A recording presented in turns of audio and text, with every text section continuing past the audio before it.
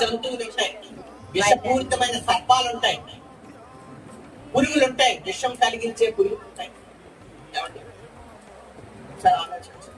అలాంటి దగ్గరికి కూడా నేను ఎలాగున్నాను అంటే వాళ్ళందరినీ నేను పంపిస్తే ఆ పరిశుద్ధాత్మ భూమి మీదకి వస్తే మీరు ఏం చేస్తారంటే శక్తి పొందుకుంటారు. ఆ రోజు యేసు ప్రభు ఈ భూలోకంలో ఉన్నప్పుడు యేసు ప్రభు లేని చోట్ల కొన్ని ఆగిపోయింది, చనిపోయి సమాధి చేయబడ్డాడు, కొన్ని ఆగిపోయింది. పరిశుద్ధాత్మను ఈ భూలోకంలో ఉంటున్నప్పుడు ఏది ఆగదు.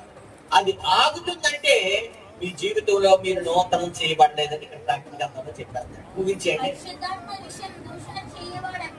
అధ్యాయం వచ్చి చెప్పాం.